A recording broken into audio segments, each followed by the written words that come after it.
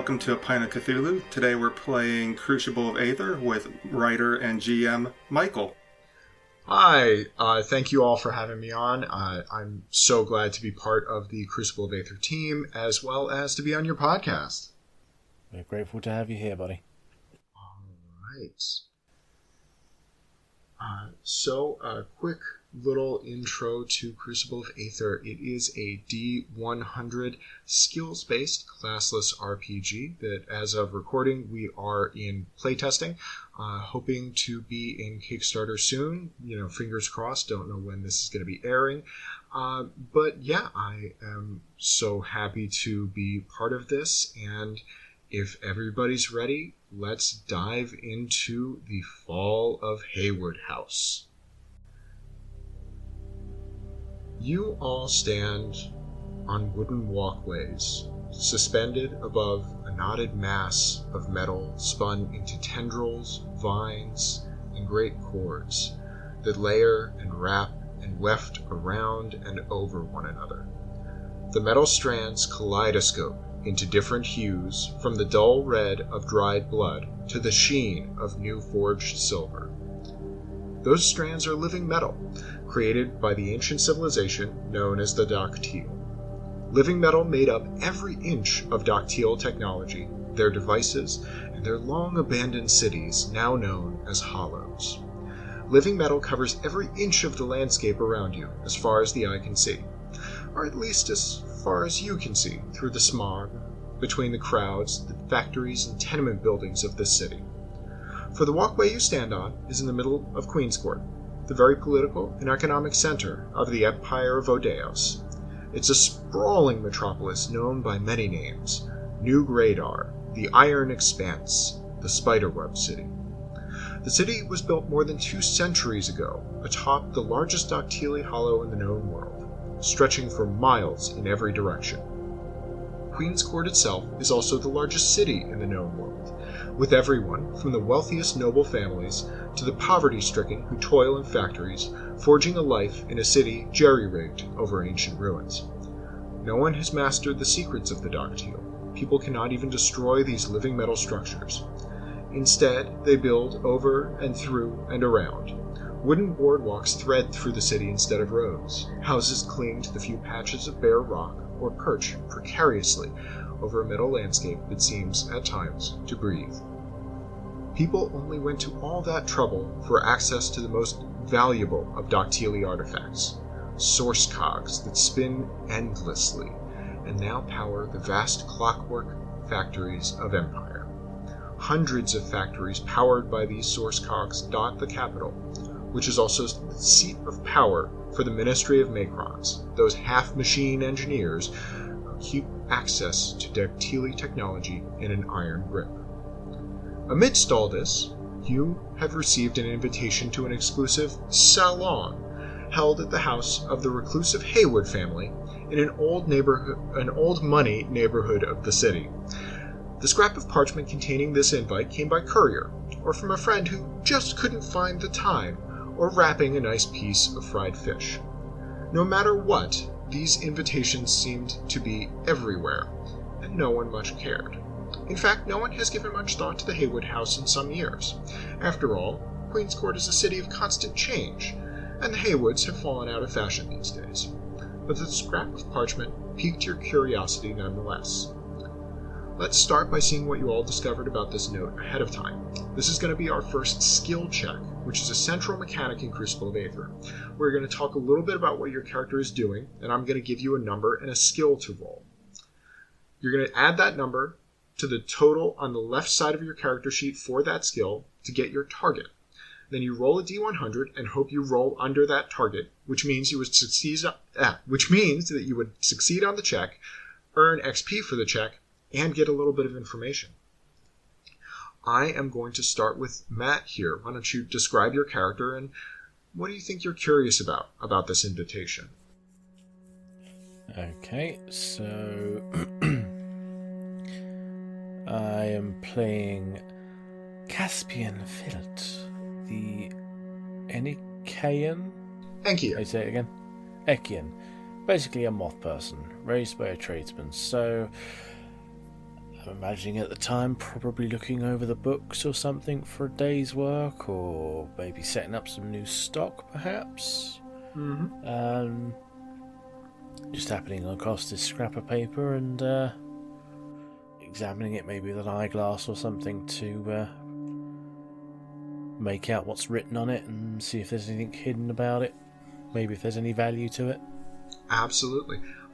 So this is going to be your call here. This is going to be either an investigation check, sort of trying to infer the intent or meaning behind the words, or a writing check, talking about like what's physically on the page, what you can figure out about, how it was written, things like that. And either of those are going to be at plus 30 difficulty with a plus 10 bonus for talking about how your character is doing the thing. I like to talk about these bonuses and penalties as the adverb of what your character is doing or anything extra that you do in roleplay. Typically that's rewarded with a little bit of a bonus. So your choice, writing or investigation, plus 40.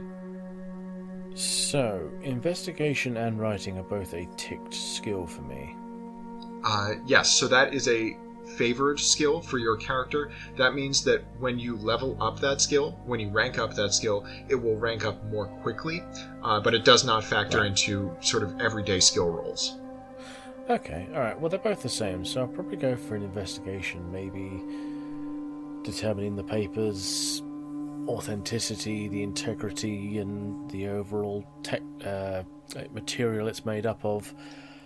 Absolutely. Closely inspecting it to see if it's actually what's the term? Valid or just authentic. Maybe a con. Yeah, authentic. That's the one. Yeah. Go ahead and roll up.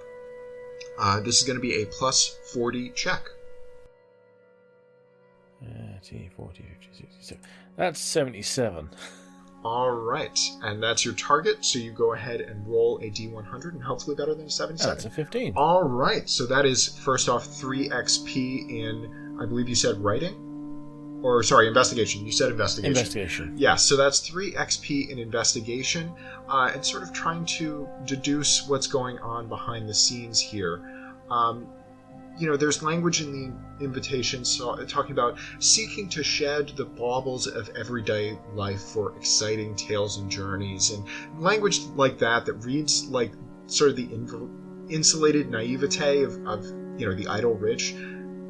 And also what you get about the paper itself, it's high quality parchment, high quality ink, but it jumps in places as though the ink itself is old, and was partially dried out, and they still decided to write this invitation with it. It is also a handwritten letter. It was not printed on a printing press. Okay. And something else that you get here, it does seem to be authentic. You are sort of relatively familiar with high society as a merchant. The way that it's talking about this, it seems like there's some sort of double talk about an auction or something in some sort of bizarre way, but not necessarily selling things for money. And there's an old saying that sort of tickles the back of your mind. If you're not paying for the product, you are the product. And while you are thinking about that and how your character, Caspian, would like to approach this, Sornjay, we're going to go over to you. Why don't you introduce your character and what you think you might have had piqued your curiosity about this invitation? Sure thing. I am playing Terhide, a Thasidean, I guess? You got there, yep. Which is a jackal person. And they are a member of the mob. Alright. I think they'd be sitting back. Maybe they received this from a runner to send up to someone higher as a note. Just relaxing, chilling in a place that is not quite an office, an empty room with a nice chair and a couple boxes just to put their feet up on. I think they'd wonder more about where this came from and how it was getting like what is the motive behind dispersing them so wildly around the city? Yeah. I'm going to say, how do you think your character would go about trying to get that information? Are you talking to, fellow members of the mob? Are you, trying to get contacts in the upper city? How are you trying to go about this? I think they'd ask people to keep eyes out, see both how many of these are in circulation and if they can track who's circulating them. Yeah, I'm going to call this a streetwise check, again with a plus 10 bonus, and it's a plus 30 difficulty, so that is, again, plus 40. Go ahead and roll streetwise plus 40 to try and, rely on your sort of everyday person contacts to suss out what's going on here. Okay. Oh, 16. Awesome. Fantastic success. That is 3 XP in Streetwise. So what you hear, sort of the rumblings among people is this family, the Haywood family, was not well liked by the people who worked in their factories, and they did own a significant number of factories in the city. They generally didn't pay attention to what was going on inside the factories as long as they were running. But the latest heir of the family, the last heir of the family, had a reputation for pulling cruel pranks on her employees. Things like having workers compete for the, air quotes, honor of serving as a factory night watchman, only to pay another worker to jump out of the shadows dressed as a monster. While her friends sort of all laughed about it. Generally not regarded as a person with nice intentions or a whole lot of empathy. And something else you hear is that they apparently have started selling off their factories in the city. To a mix of families. It seems like Edith Haywood is sort of pulling up her roots in the big city, as it were. Could be a good business venture. Absolutely. Might be worth looking in. Yeah. And Kevin here, why don't you describe your character and what you found piqued your curiosity about this invitation? Okay, my character... His name is Enoch. I am a Armedi Ranger. Did I pronounce that right?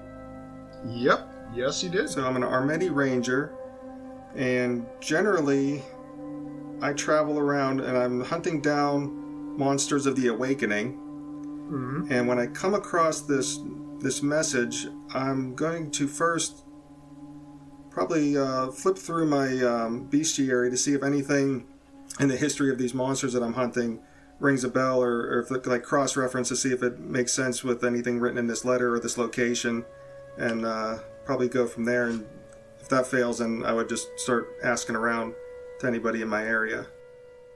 So as a ranger, you would sort of know that you're paid monster hunters basically to keep the ancient ruins that a lot of these factories are built on clear of the monsters that spawn in the ruins, because they are so valuable to manufacturing. So you might have some contacts for people that have worked for this family in the past, something like that. I'm going to say that this is also going to be a streetwise check, sort of asking around. Again, plus 40. So go ahead and roll that up. So I'm looking for a 65. 10. 10. All right. Go ahead and mark down 3 XP in Streetwise. So what you hear from, other people who, sort of operate in the same circles, is that a lot of scuttlebutt on Haywood, on Edith Haywood, basically, that she's got a real strange sense of humor, and also is kind of callous towards people who are in her employment, that she, is willing to sort of underbid people, send them into dangerous situations, send them in without backup to try and clear out monsters, things like that. Generally, people don't have a whole good impression of her, sort of among the general populace. Although it seems like she's got enough friends in high places that her poor reputation hasn't hurt her. Okay.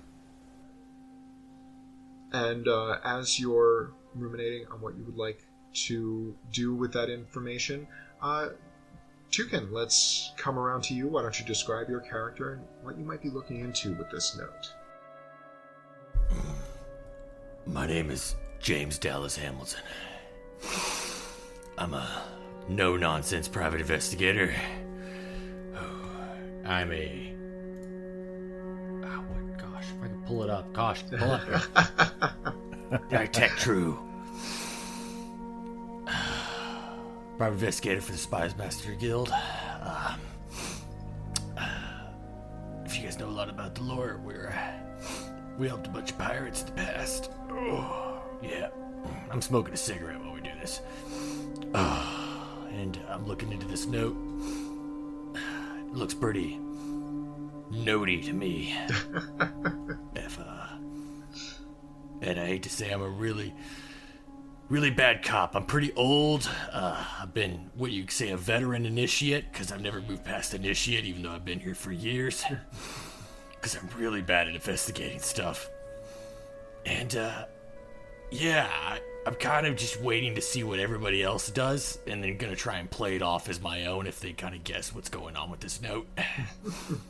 Kind of figure it out, but I'm just kind of looking at it, turned it upside down, turned it sideways, turned it back over, and I go, yeah, it looks pretty notey to me. Yeah. Just gonna give this back to you. Here you go.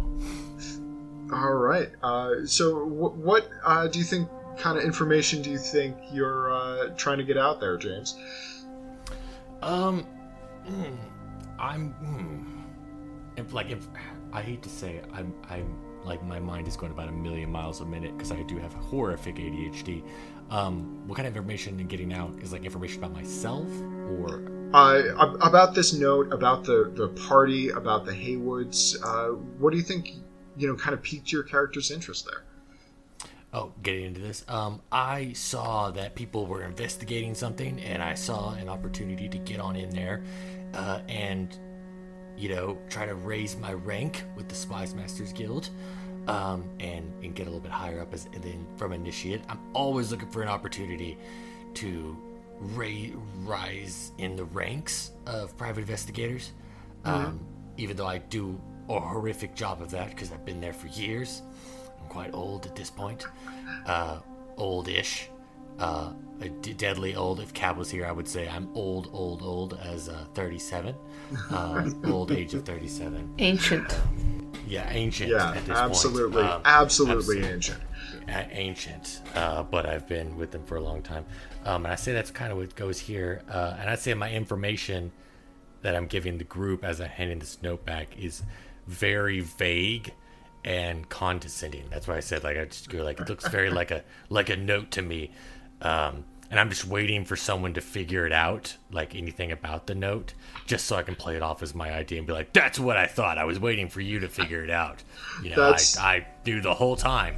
That is perfect. I'm going to say that that's going to be a stealth check to be sort of hovering around everybody else's investigations, and just sort of finding the right moment to, have your aha moment. And that's some wonderful role play. So I'm going to give you a plus 20 bonus for that.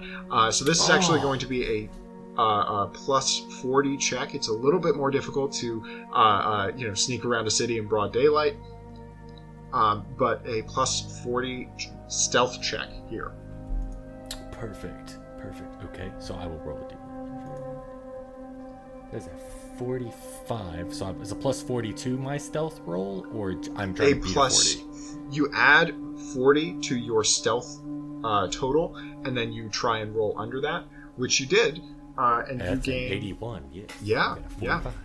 So you gain 4 XP in stealth. as you are able to sort of catch on to the fact that there are a bunch of other people who were invited to this party, and they're very curious about what's going on there.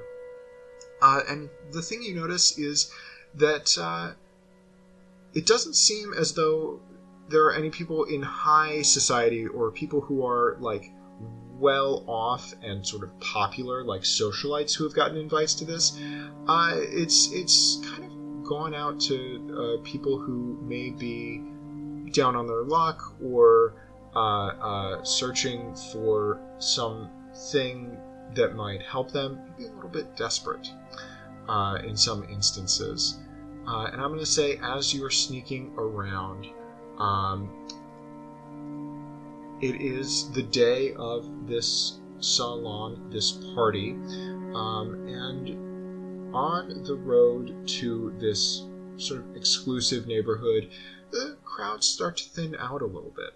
And not only is this an old money neighborhood, but it is an out-of-fashion old money neighborhood. A lot of the houses here are empty or not well maintained. There's not a lot of staff. There's not a lot of crowds.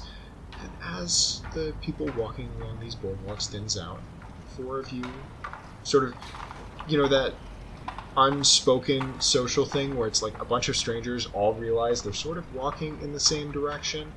But with that successful stealth roll, Dallas, you are going to be able to sort of choose when you come into this conversation here as Caspian, Turaid, and Enoch all sort of like awkwardly make eye contact with each other as you realize that like, we all cross the same street and we're going in the same direction. I'm like trying to be stealthy in the background. Like, I'm just going to the sandwich shop. Just gonna walk on by. Don't worry. Ignore me. Yeah, just you guys do your old thing, and then it's like peek around the corner. Yep. And what do the rest of you say as you all realize you're headed in the same direction? I see other people are here as well. Are you also headed to the Haywood house? It appears so. Indeed. Are you also fellow members of an organization? I am a merchant of the night markets. I'm just a simple ranger looking for monsters to dispatch. All right, Matt, you seriously just sound like a vampire about to suck the blood of everybody in this entire group. I mean, Yes, come to this room with capitalism. Oh. Love it. Perfect.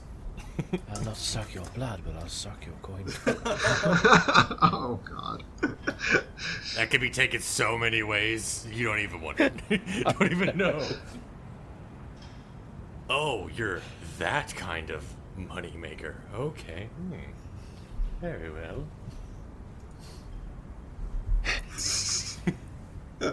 The night markets, as you say. A seamstress indeed. Very well. Wink, wink. I I get wasn't it. trying to go down that route. I'm a fucking moth. A fucking moth indeed. It was right there. You're It making was this right worse. You're just throwing it out there. there.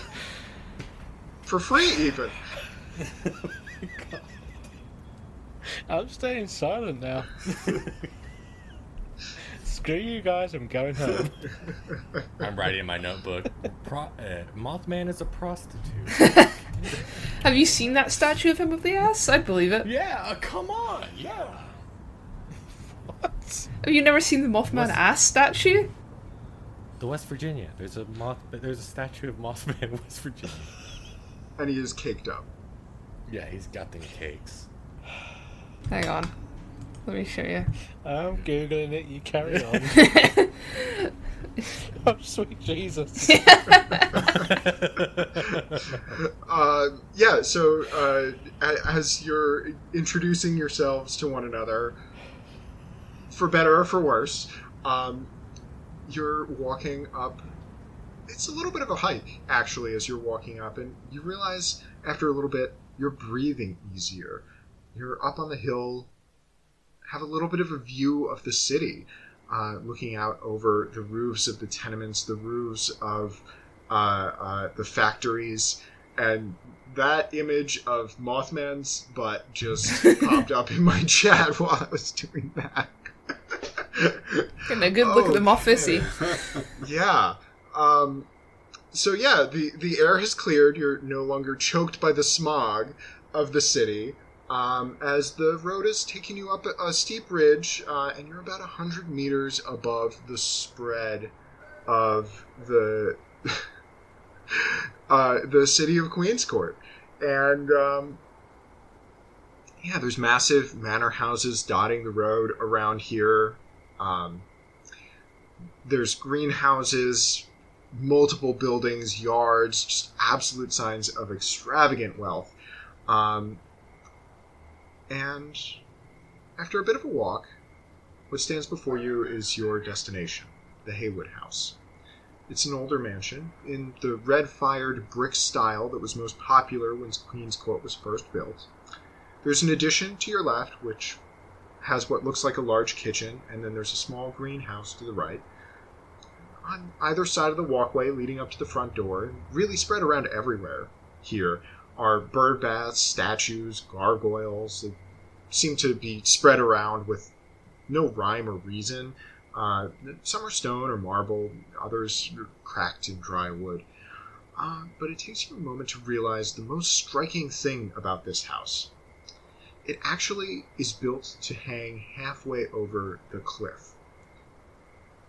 And amidst all this, there's a slim figure in a hodgepodge of fine clothing who's sort of waiting impatiently and knocking at the front door.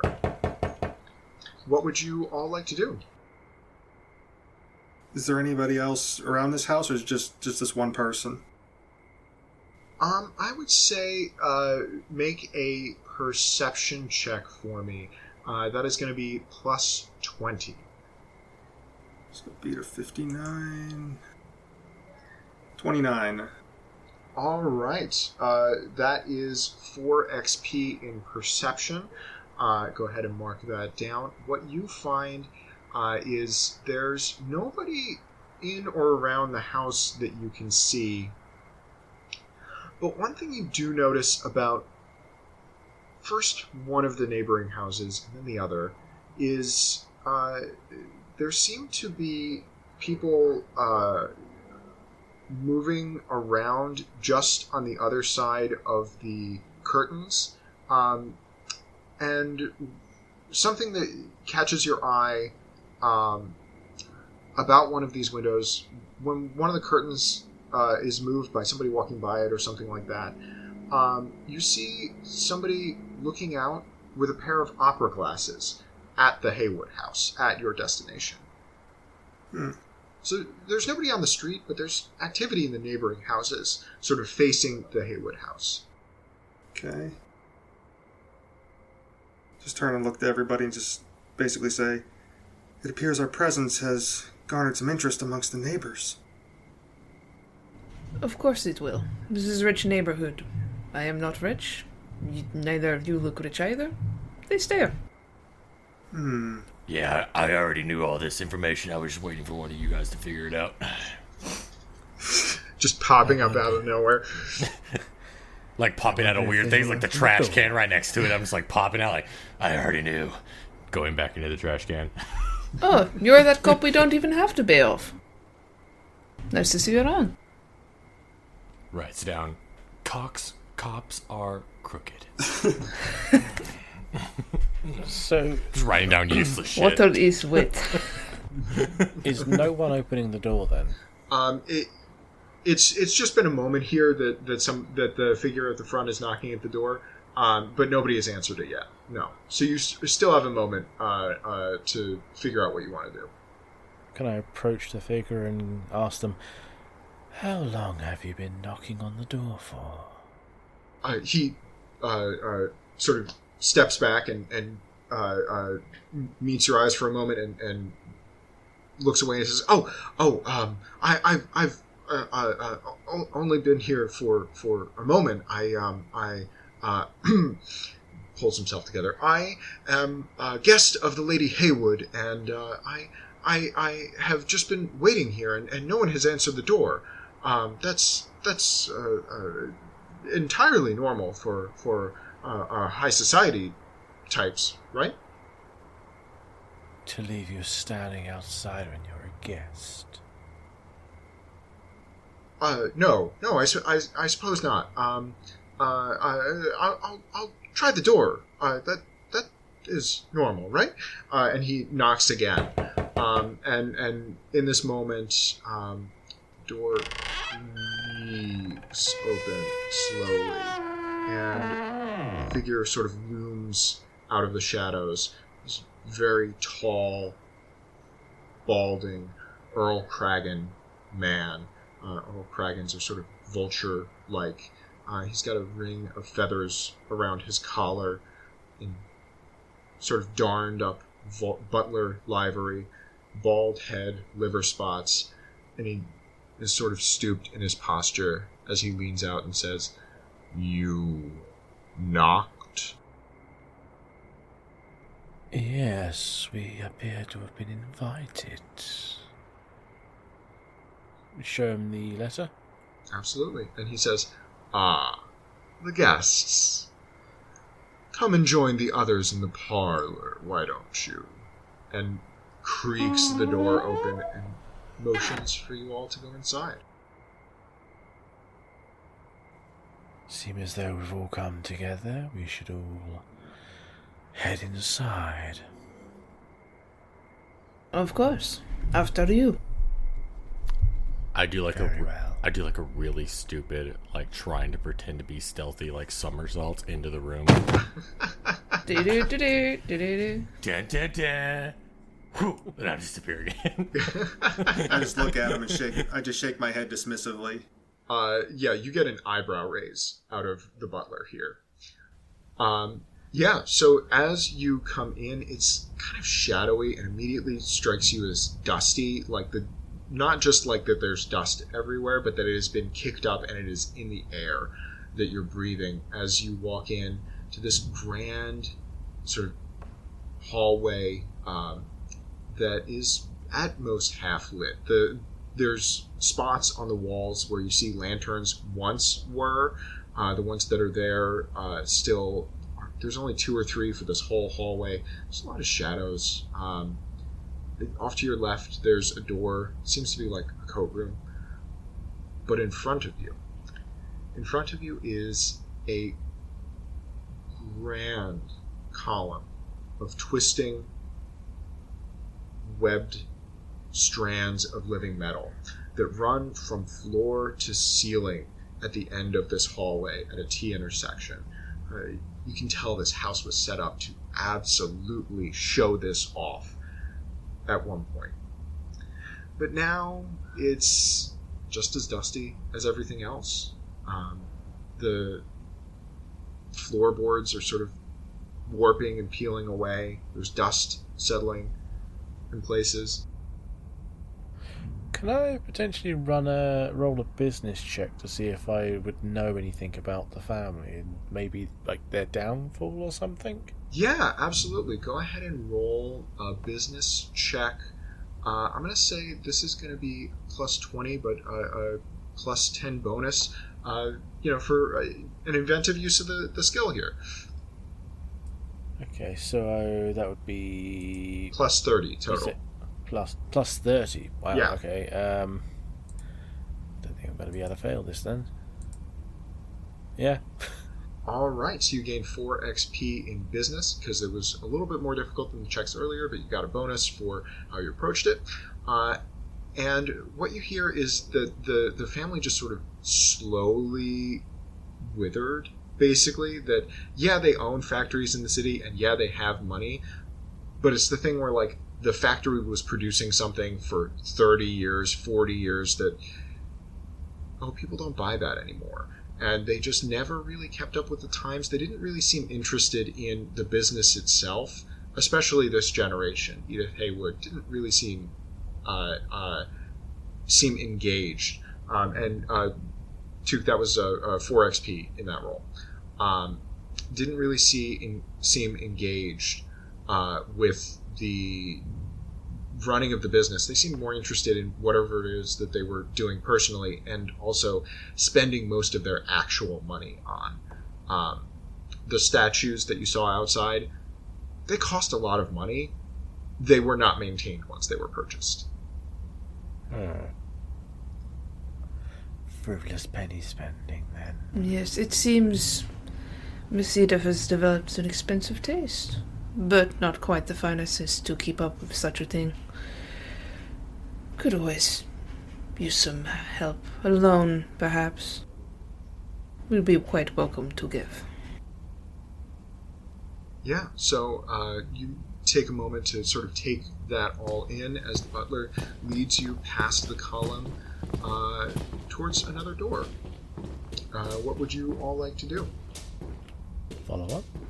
Step inside? Yeah, I'll follow along. I'm just gonna, as a ranger, I'm just gonna kind of keep my eyes open to see if anything looks like anything suspicious or anybody kind of watching us from a distance.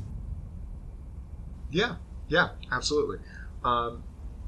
So you make your way to the door that the butler is motioning you towards, and you see that you are standing on the upper balcony through this door of what was once a grand ballroom.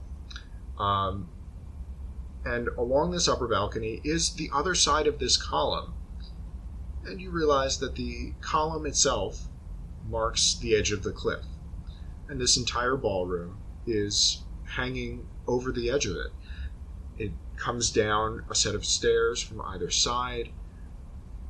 Massive floor-to-ceiling windows where you can see the whole of the city spread out before you, as well as a little bit of the houses on either side. Most of the furniture is gone from this space, except for a couple of chairs and sofas where a few guests are sitting, sipping tea and eating little sandwiches.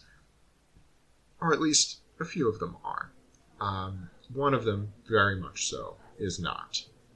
As you're taking this all in, I am going to ask Enoch to make a perception check plus 10. Okay, so 49... 27. 27, all right. It was a little bit more difficult than the checks earlier, so you get 5 XP in perception. You catch a little bit of movement out of the corner of your eye as you're walking into the ballroom. In one of the windows that you saw earlier, there's people sitting right by the windows in one of the other houses. One of the houses that abuts the Haywood house. They seem to have a view of what's going on in this ballroom. And they seem to be watching. They seem to be sitting and watching like an audience as to what's happening in this ballroom. The rest of you, what are you doing as you step in here? I stealthily somersault my way into it. Do you actually want to try and be unseen? Yes, because I got an eyebrow raise. And the only reason is because I got an eyebrow raise. I'm like, gotta be stealthier than I was. Yeah, I'm going to say that is a stealth check. This is going to be plus 10, but you are fully in view of everyone. So this is going to be a minus 20 penalty. Dang. So this is... Makes sense. Roll a stealth check minus 10. Oh, okay. That's a 97. Yeah, you, like, as you're rolling into the room, you roll a little bit too far and, like, kick the banister, and it's, like, a big ka-thunk that sort of announces your arrival into the ballroom. You are absolutely in view of everybody. I was, like, in a crouched position, I go... It's like as long as I'm backing away, like I meant to do that. I'm gonna have so much fun with editing this with sound effect wise. Keep it going. Oh, yes. Well, hello. So,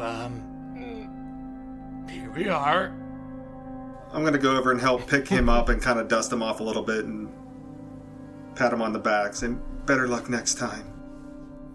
I was about to say thank you for picking me up, but now you just made me sad. What a dumbass. The fine state of the place. Always a pleasure to witness. Terhide is probably going to look around for anyone who seems like they could be a physical match for her. Remembering that there's often competitions and pranks and stuff and of that nature. Yeah. I'm going to say what you notice first off is one of the two figures sitting in the chairs is wearing armor at the moment. Chainmail armor and wearing the symbol and heraldry of a clan from the northern country of Skeldenheim. Basically, shorthand, business Vikings. They are...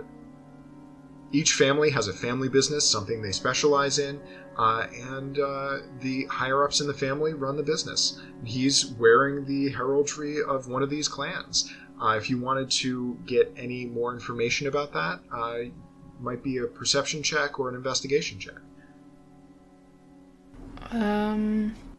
Or if you tell me, I could talk business with them. I don't think I'm good at either of those, so I might leave that to them off. Certainly. What would you like me to ask them? Find out which family they are from. Alright. And what connection they have with Haywood. Could I use business then to talk business with them? Yeah, you could absolutely go ahead and try and talk business with them. What do you walk up and say? I ask the questions that my friend here seems to want to know. Which is... Yeah, so he introduces himself and says, "Hi there, my name is Jorgen Sandhead. Nice to meet you, I would love to talk to you about a little opportunity that I'm so happy that I'm able Nordic to share." VPN. If you try and sell me a timeshare, I'm not interested. Oh no, it's nothing like that at all. You see, my clan, we've got ships and sailors in the Sea of Songs right now, catching pirates and, smugglers, right? And the Empress is paying us to do it. And we get to keep the cargo too. So, you pay us a little bit now, and we're all going to be rich once we get things going. If you give me 100 pen today, I'll give you this piece of paper, and in 2 months, it's worth 120 pen. Guaranteed. Guaranteed. Little pieces of paper right here is as good as pen in your pocket. How many can I put you down for? As he's, Absolutely none. This sounds like a pyramid scheme. Oh, can I out-business him? Yeah. Go ahead and make a business check for me. What are you trying to do here? He's gonna tell him about his great plan called Herbalife. Do you know what? Have you tried Herbalife? Can I try and sell him on exactly the same idea? Yes. Make him an evil salesman. So, have you tried Mary Kay? So this is going to be a business check opposed by his business to try and basically swindle. Out business the business. Yeah. Fool the fool, basically. So this is going to be opposed. This is going to be a +0 check here to try and sell the salesman on something here. Although I have a +20 specific bonus to business checks. If I'm challenged to sell him his own idea back, could that not be specific? So you get a +20 specific bonus to business checks. Let me just double check what the specific condition is supposed to be for those specific checks. It's going to be in the rules companion, but I'm going to say for now that I'm going to honor that, and we are going to say that you get the plus 20 bonus anyway. You also, from being the merchant, have a plus 5 general bonus. So this is going to be a plus 0 difficulty, but you are getting the plus 25 from your status as a merchant. That makes it 69. Awesome. 85. Fuck. Can't quite pull one over on him. As you still gain 1 XP in business. You still learn a little bit from failure, but he is able to see through your attempt to sell him like you attempt to sell him like folders for holding the stock paper that he's trying to sell him to you. So the specific ability that you have is plus 20 specific bonus to business checks to appraise, so like size things up, things like that. That would have actually been useful for the business check you did earlier to try and appraise the family's finances. But it was not relevant because you succeeded the check anyway, but you do get 1 XP in business. While this interaction is going on, the other guest that you came in with is going to come in and sit down. There's the other guest who's sitting, fiddling with something in their hands. What do the rest of you want to do? Can I move over? You said I saw these people watching us from their own homes. Can I move over to a window and see if I can stare back at them and see if they are trying to be sneaky about it, or if they're just openly staring at us? Go ahead and give me... Are you trying to be unseen as you do this? No, I want to be deliberate about it. Okay, I'm going to say this is either command as an intimidation thing, or it would be perception. Actually, I'm going to call this is either going to be command as an intimidation thing, or investigation to try and suss out, their reason for doing things. I'm going to go with... And that is going to be plus 20 difficulty. I'm going to go with command. So Styles, please tell me you're doing this like Michael Myers. Like you're just you're just directly staring right at them. Absolutely. 100%. So that's going to be 63 to beat. Yep. 27. All right. Go ahead and mark down 4 XP in command as you T-pose in the window.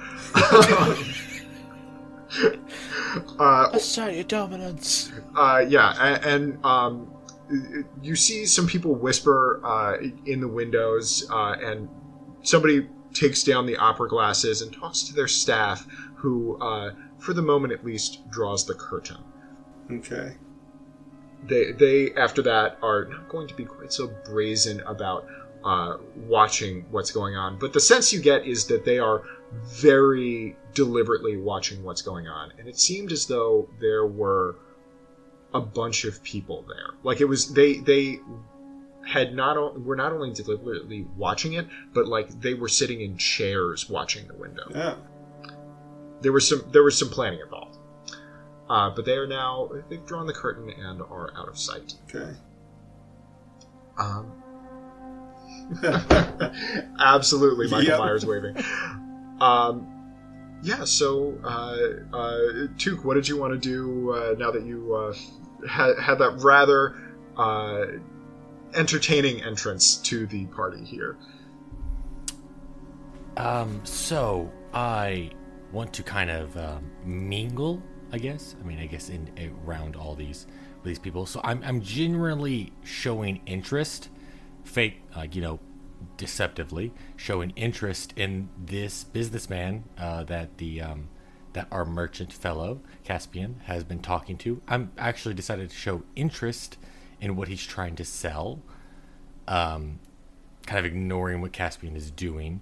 So I'm like, what was this about the business proposition? I'm actually very interested in it. I would like to hear more about it.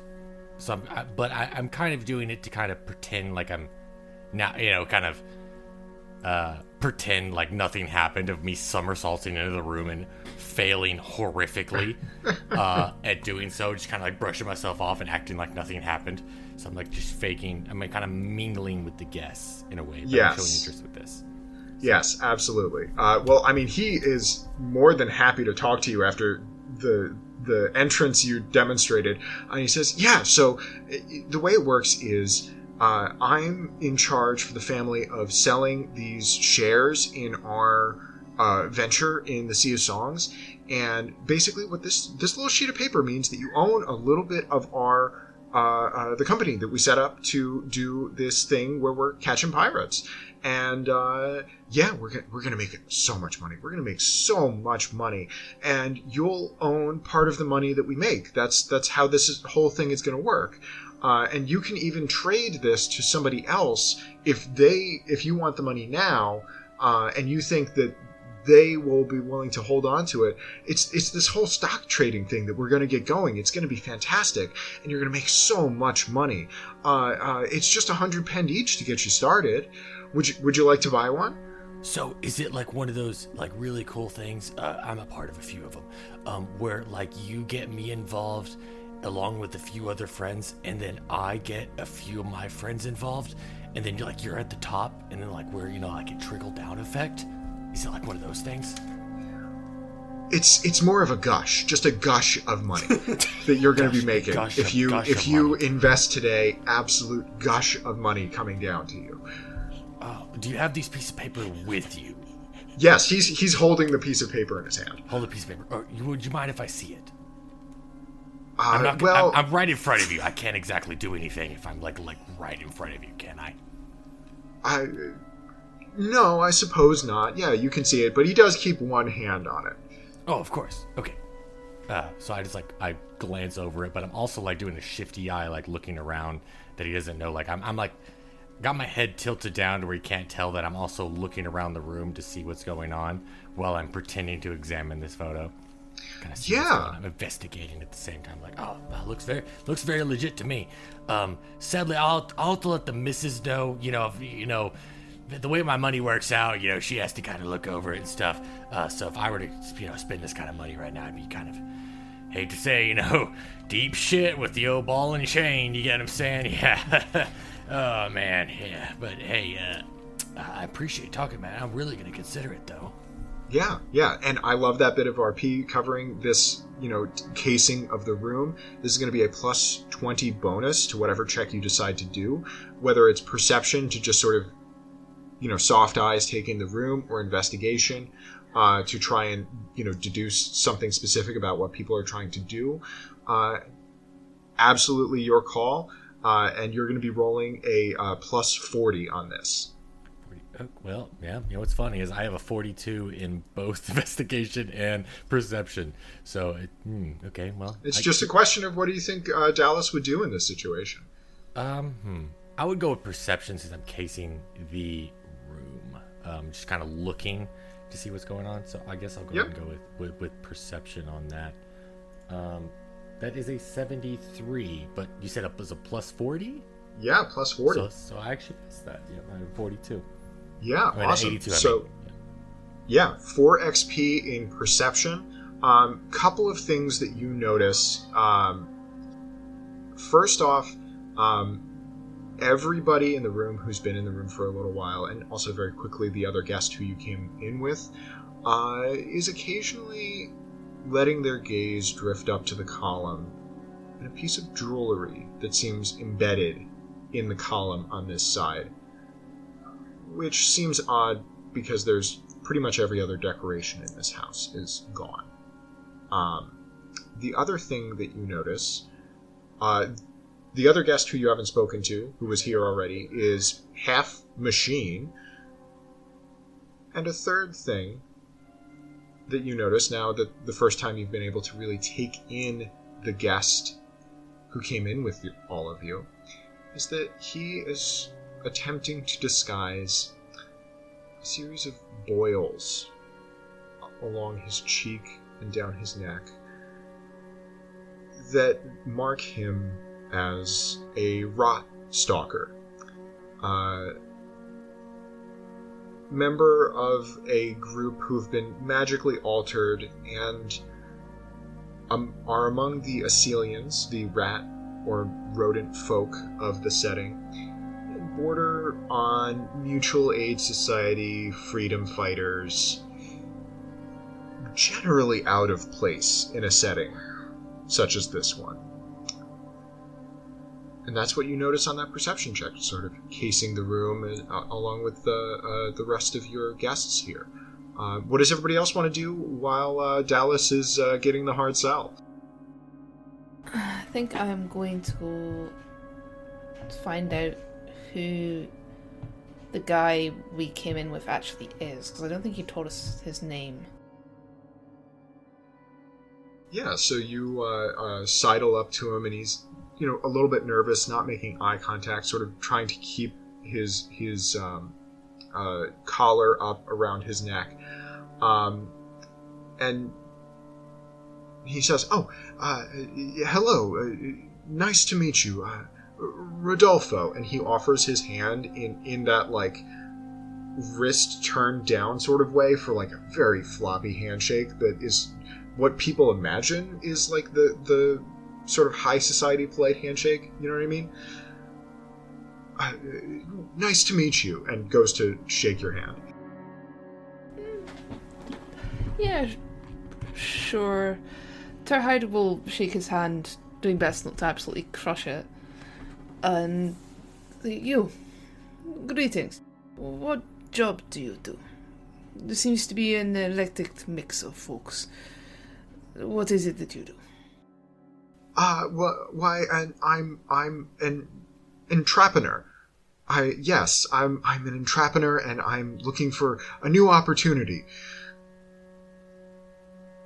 You recognize it as entrepreneur, but he doesn't actually know how to say the word. He is absolutely mispronouncing it.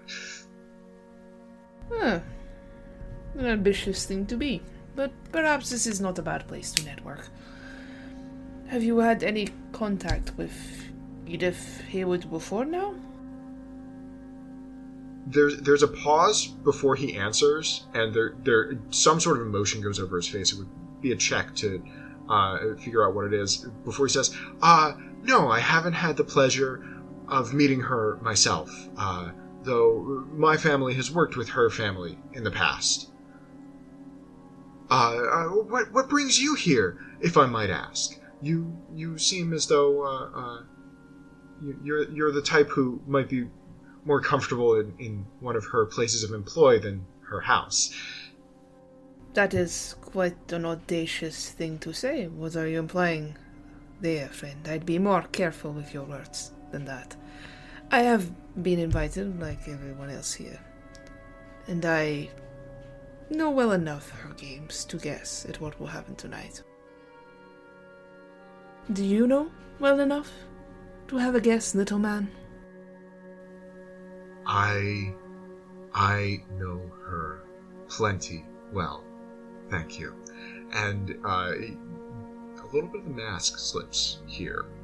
There's something else going on his face, but you would, if you wanted to investigate this further, it would be an investigation check to try and suss it out. I'm not great at that. I was wondering, could I try and push him further a bit in conversation and make it a command? Absolutely, you could. You already, getting a little bit into it here. Yeah, absolutely. Come now. You say you know her? We know well what she likes to do, her jokes, her games. We see the people at the window. They watch us even when you were knocking on that door. You do well to tell me. She does like her games a little bloody, after all. And you do not forgive me for saying, seemed like the kind of person that could fend for himself.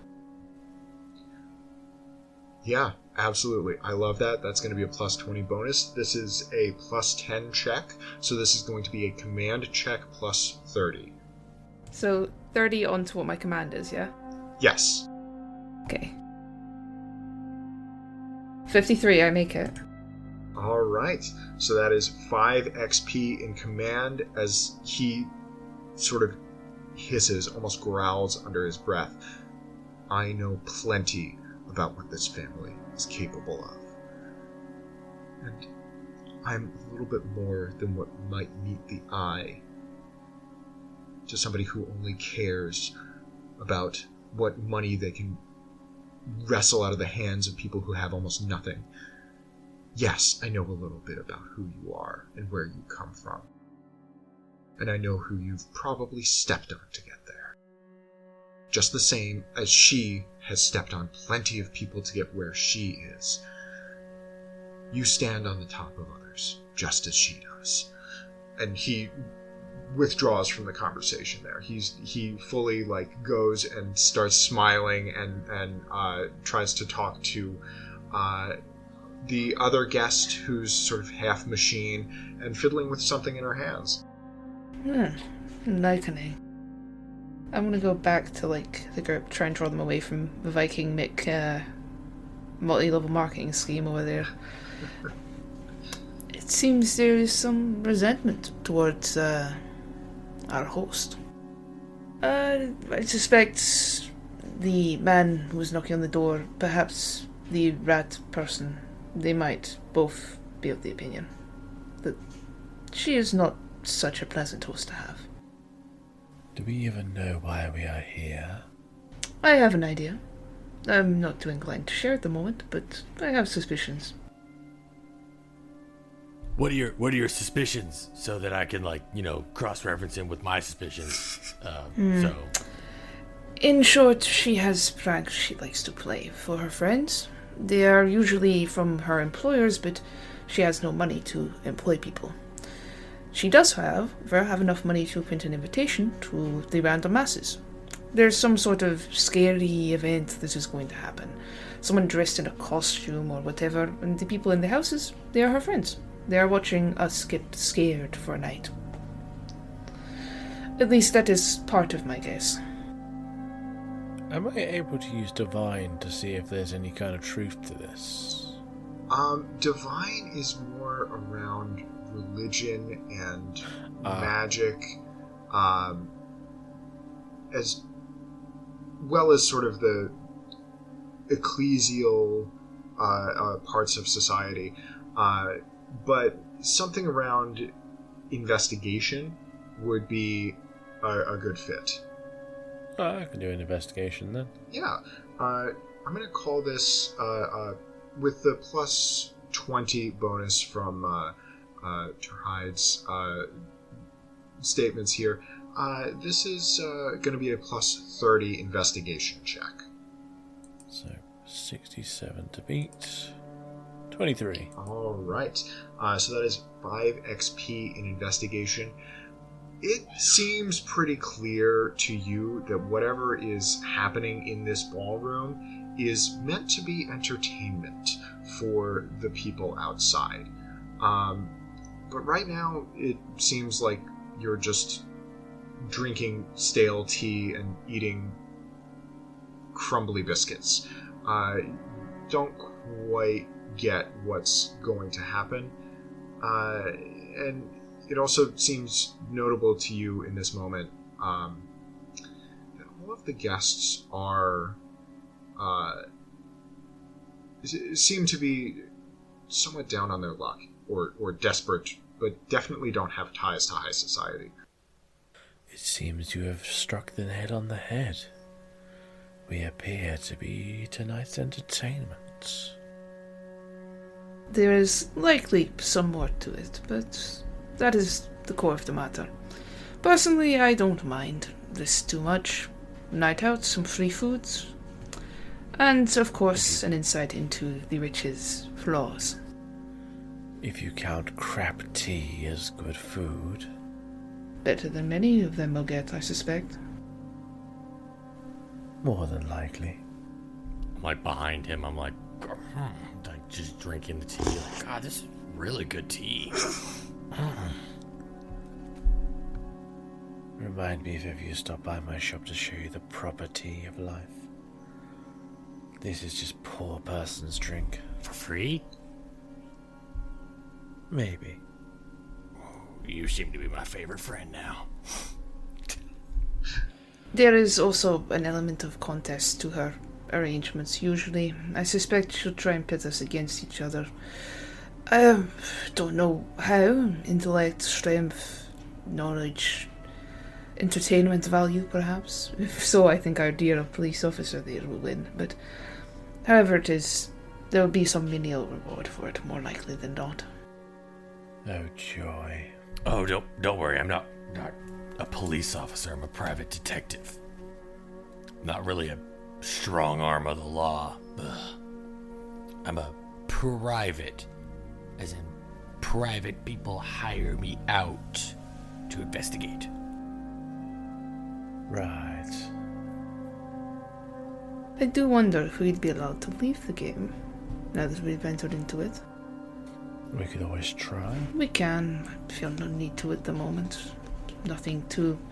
For Aura, she did not care, and for her family does not care for safety standards in the workplace, but pranks were never deadly, just annoying. I'm quite interested to see how these weak little people will scream. So as you all are talking and strategizing, the butler comes out again and bringing another tray of steaming tea and biscuits that seem to be old enough that they're already crumbling on the plate, and brings it down, sets it on the table between all of you and says, "The Lady Haywood will be joining us momentarily.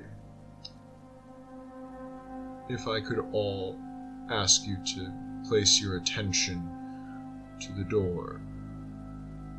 And he gestures up the stairs to another door entering the ballroom. Opposite the side of the balcony where you entered, on the opposite side of that balcony, on the opposite side of the column, you hear faint strands of violin music. I'm going to ask everyone to make a perception check minus 20. I failed miserably. Need to remember where that is. I failed as well. Yeah, perception is down in your right. Physical skills. Minus 20, you say? Minus 20. It is quite difficult check. Yeah, no chance. All right. Everybody still gets 1 XP in perception. As the violin music gets louder and louder, you see pink rose petals start floating in the air as though on a breeze around the doorway. And these seem to float in time with the music. More and more petals framing the doorway, floating down towards you where you're sitting by just off the dance floor. And after a moment, the door opens, and in just this clang of bracelets and bangles and earrings, Edith Haywood steps through and strikes a pose